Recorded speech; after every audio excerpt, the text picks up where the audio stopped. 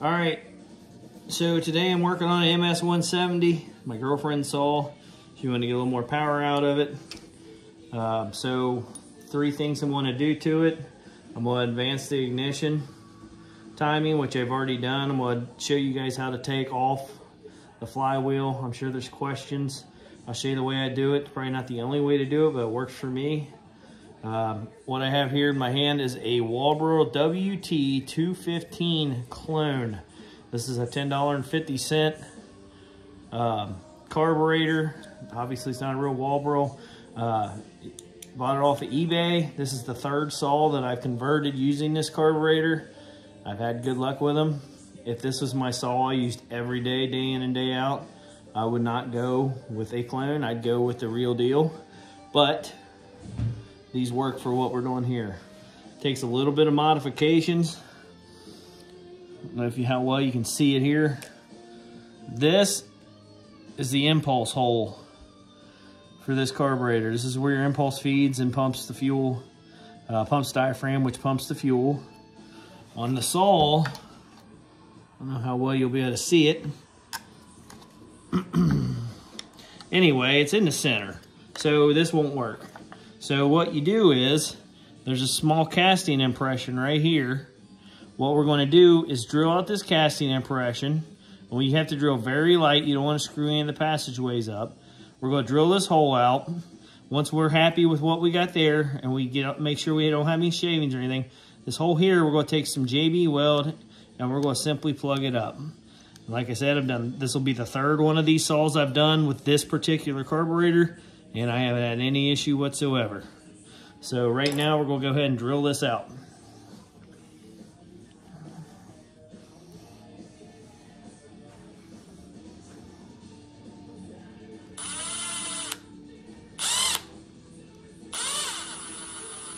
Maybe.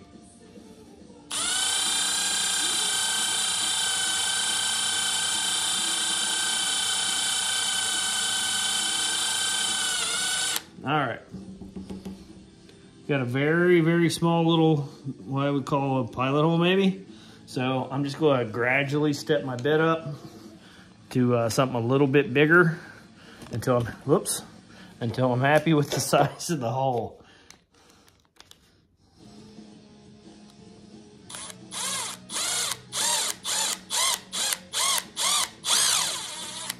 All right, I'm happy with that. I'll tell you what size bit I end up going with. It's a 3/32 bit is what I end up going with, the hole. Your mileage may vary. Maybe you want something a little bigger. I have noticed that this works just fine. So now you can see, hopefully, that we have 2 holes for our impulse. So now I'm going to take JB weld, and we're going to JB weld this. I'm not going to bore you with putting JB weld in the hole and letting it dry. I'll show you the after results here when we come back.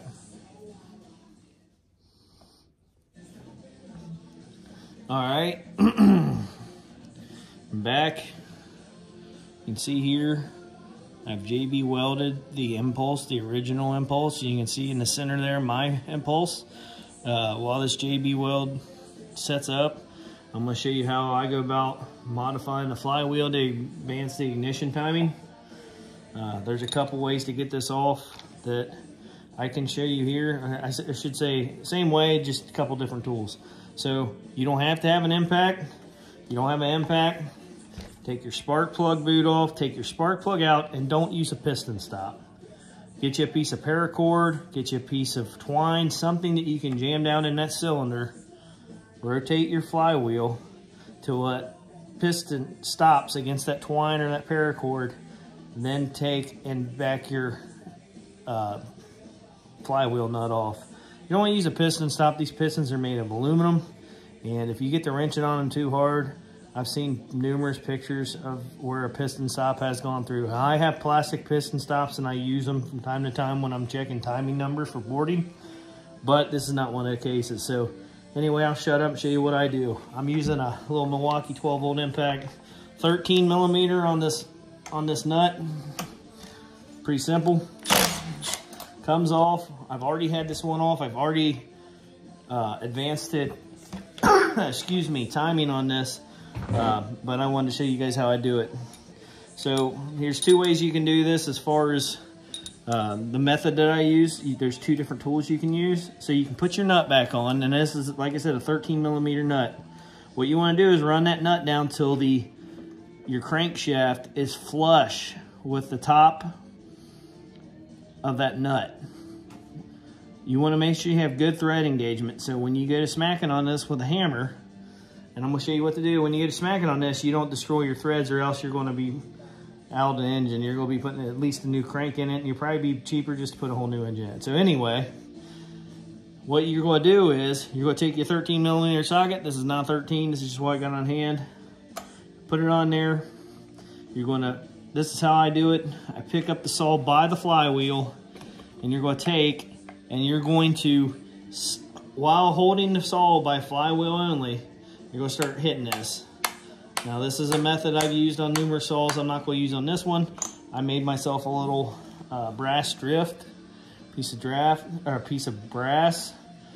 You can see I've used it for numerous flywheels because of the way the tip is. I'm going to show you how I get this off here. So my method, when I use this brass drift, I have no need for the nut on here, so I'm going to take it off, get it out of the way. I'm going to do the same method though. I'm going to hold the drift with one hand and the flywheel with one hand, and look at that, it came right off. I didn't have to hit it. So what I would have done is pulled up on this and smacked on this while holding this saw up in the air by the flywheel, and the flywheel will eventually come off. But like I said, the most important thing here is to make sure you do not tear up your crankshaft. So I get the flywheel off, and this is where you're going to, another tool will come in. These are a cheap set of files. I think they came with a set that I got at Home Depot. Light away. Oh my gosh. Bear with me, it's the first like real video I've tried to make on YouTube, so it's not gonna be pretty.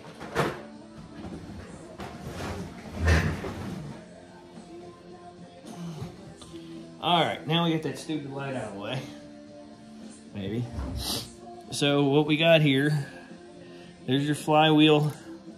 Maybe if I can see here, there's your flywheel keyway. They're molded. They're cast into the flywheel. So this is a non-removable, and a lot of your saws are removable.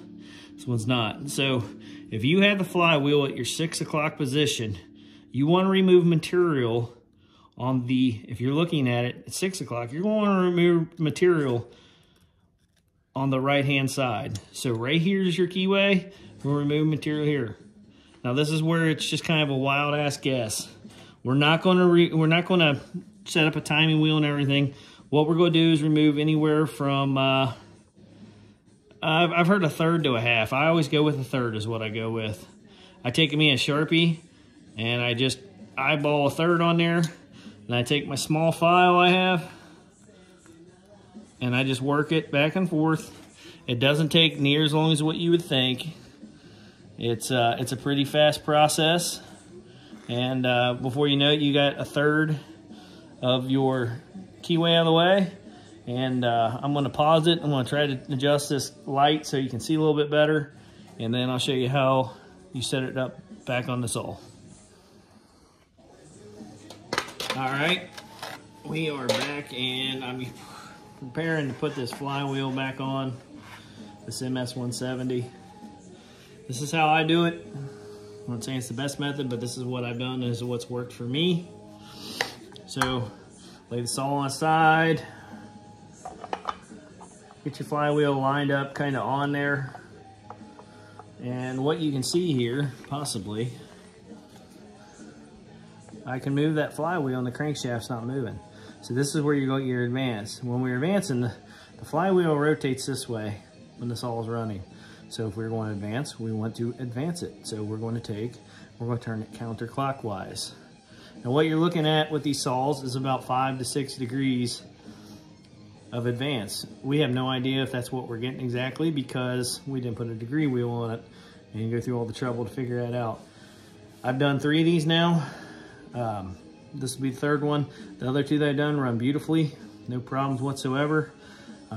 the nice thing about this mod is if you do go a little too far, you simply come back, you take a little bit of timing out, you run your nut down, and you try again. So you're not gonna be out of luck, okay? So this is what I do. It's hard to see, but I've put a couple of dots down here inside the flywheel with a Sharpie. I've also got a mark on the crankshaft. At least I had one. So what I do, I put it on there, get it to advance to where I want it, and I make a reference mark on my, okay, I can see it now, on my crankshaft.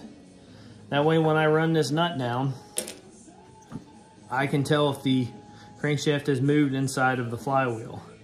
If it did, that's going to remove your timing and it's going to defeat the purpose of all this. So I'm going to put my nut back on, maybe.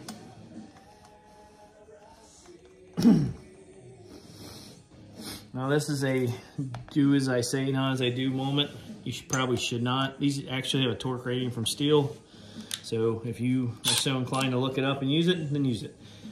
If you want to gripe about it in the comments, give me a thumbs down, feel free. But this is how I do it, and it's worked for me. Whoops.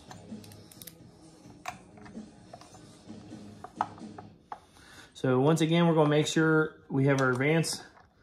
We have it, we've turned it counterclockwise. I'm going to hold the flywheel. Give it a little wrenching with the impact. Then we'll look, and you guys probably can't see it, but my two little dots there's a line on the crankshaft, and they're in alignment. So I know that my advance held, and the flywheel did not turn on the crankshaft. So that's that. All right, back to our carburetor. It's been sitting here, and JB Weld's probably dry enough. Now this mod, you're gonna have to change a couple things on the saw. There's this plastic piece right here that fits in here. I get rid of that, you don't need it. This has an idle adjustment in a different spot than the factory carb. So you can't get to it through the factory hole. So what I do, put the carb on. I gotta get the fuel line out of the way. Put the carb on. And then I eyeball this. My calibrated eyeball, 41 years old. I just eyeball this, and I take a drill bit, and I drill through the plastic, the handlebar, and then I drill through the plastic chassis. So now I can take, and if I had one available, I'd show you how I can now get a flathead through here to adjust my idle. There you go. I'm doing it with a long Q-tip. Okay, next thing you got to do is this typically here goes straight down here. This is not in here. This is something I drilled a hole here, and I used my cheapy file from Home Depot, and I filed this out. And what this allows you to do, this is what's going to give you access to your high and low speed jets. So that's another modification you want to make. If a guy was so inclined to do this, a muffler mod and a timing advance all in one sitting, he'd probably do this in about an hour. I've done all those, and I've ran a saw that I did it to, my personal saw, against my daughter's 170, and hers had a sharper chain on it, and I still came out ahead with a 20% increase, or 20% faster cutting speed on the same tree we're cutting cookies out of. So this is worthwhile to do these saws if somebody doesn't. All right, so I've got the factory MS170 muffler. You can see the holes that they drilled. This is actually, the muffler design is fairly straight through. Not a bad design probably for these saws. It's not as choked up as a lot of them I've seen. So it takes very little modification to make these things flow a bit better.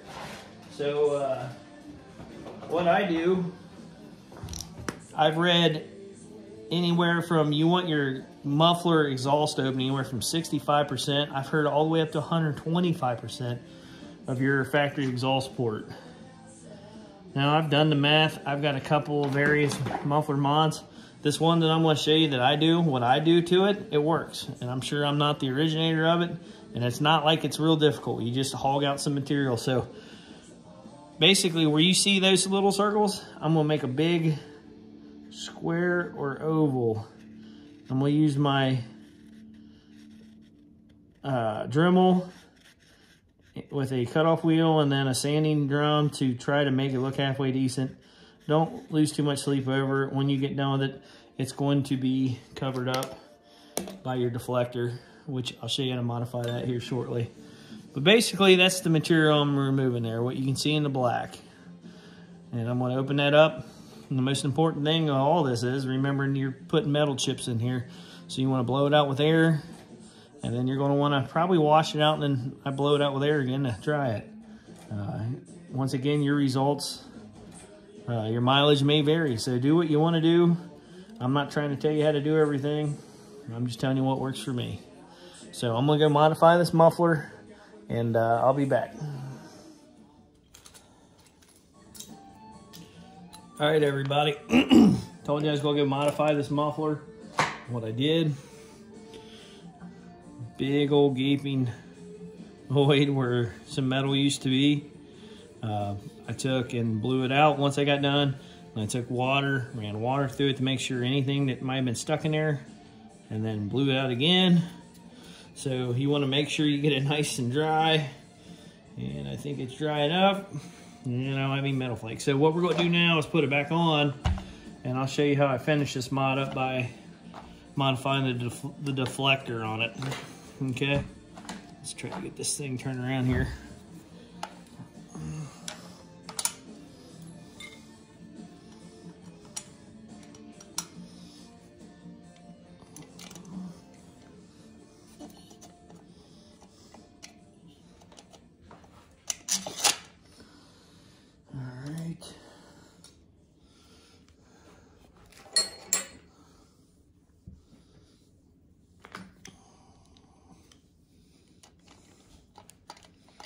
Whoops, I almost forgot to put the deflector on.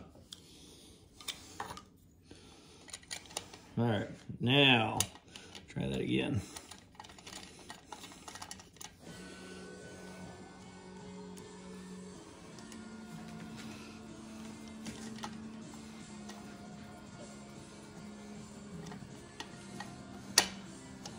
All right, tighten her up.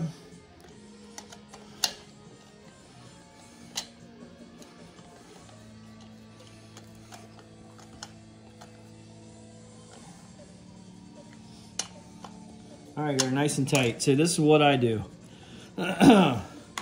Basically, I'm gonna find me a scrunch. I'm gonna find me a hammer. Start this outer one, and I'm gonna beat the snot out of it.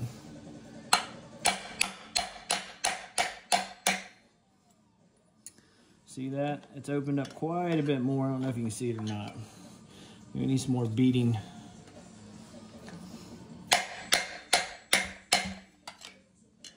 And I'm just going to go down the line here. There's 4 of these. I'm just going to hit on them until I'm happy with them. Open them up. Yeah, you can see pretty good, at least I can. But those first two, this one are opened up quite a bit more than these two. And if you can't, take my word for it.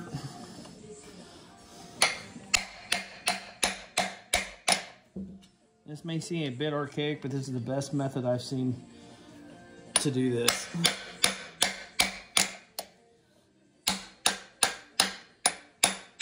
Don't make fun of my hammering method. I'm trying to do it on camera. A little bit more on this one. Sorry, I got a phone call. All right, a little bit more. All right, there we go. That's a finished muffler mod on your MS170. So basically what I got left to finish up, oops, I lost my fuel tank, is just finishing up this muffler, or I'm sorry, this carburetor. So probably pause you here and I'll get to it. All right, one other thing I thought I'd mention while I was looking at them. You have this compensation deal, whatever it's called. I'm not quite sure. But you have this on your factory carb. I think it, you know, that sits in here like so.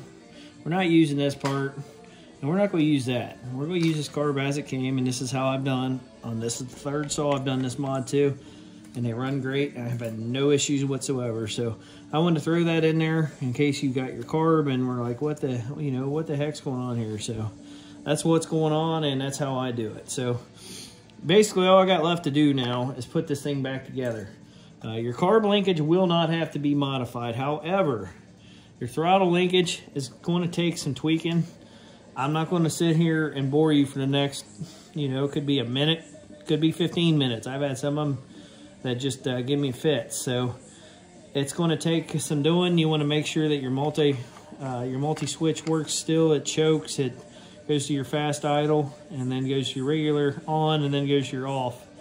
But we'll come back once I get it set up. I'll show you how everything works, and we'll talk a little bit about this carburetor, about tuning it. All right, so I got the carburetor on here. I didn't have to modify the linkage on this one. I still may, once I get this all back together and make sure the throttle returns fine and everything else, then I'll call it good. But for the time being, I'll show you what I got. Now this is not, I like to give credit where credit's due. So this is something I learned off of YouTube, off another fella. I can't remember his name right now, but it's got a real good video on the MS170 and the 6 different mods he did to speed it up. That's where I learned some of this. But anyway, he puts a small screw in your trigger, your throttle trigger, and that's to take up the slop. If not, this throttle linkage has so much slop, it actually won't, what I've discovered, it won't open a throttle completely. We don't want that. That's the whole point of this, is to get more speed and power out of the saw. So we want that. So basically all I got here is this little, just like a wood screw, I guess. I mean, it's tapered, maybe, I don't know what kind of screw it is, but anyway.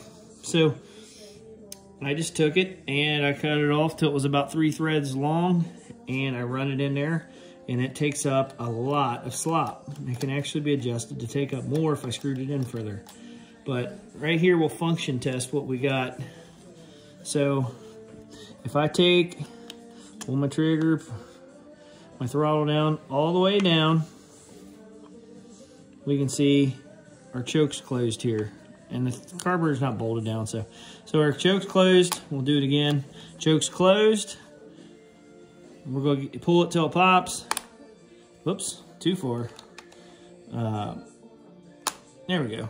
Fast idle is right here. You can see, I can see it. Our fast idle is going to function. When we pull this trigger, it should pop out into a normal idle, and you should hear it click. And we do, and you can see that the multi-switch popped up into the on position. Then all we got left is off, and it seems to function perfectly. So we're good to go. I'm going to go ahead and bolt this thing back together, yeah, I might take a video of it running or something, but that's about the extent of it. A little note about tuning the carburetor. On all the Stihls that I rebuild, and I've rebuilt a bunch, I always run the carb screws at 1 turn out each after like a carb rebuild, and that gets you in the ballpark. That's not perfect. You still have to tune, and that's just like a general idea, a general rule, concept, something or other that keeps this all start and they'll run. So anyway, the first one of these I did that, and I could not get the saw to run. I thought the carburetor is a piece of junk, so I kept tinkering with it. And what I figured out was, for some odd reason, these carburetors, these Chinese carburetors, they want like 2 turns out just to start and stuff. So don't get frustrated if you go and you do this mod and your saw doesn't run right away. This will be the 3rd one I did, and they end up running really well. And so far, so good. I can't complain about them. My daughter cuts cookies with her saw like crazy, and she just loves it. So, and then again, if you have any questions, you can either comment or you can message me, whatever you want to do. And I'll help you. I like to help people. I like to see others happy with their equipment, and I like to see people taking and modifying things.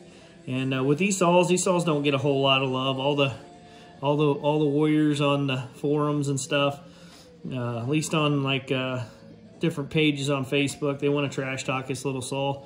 This saw is what it is. It's a small rear handle gas saw that they make, and it's fun. It's inexpensive, and if you want to learn how to wrench on something, this is perfect for that.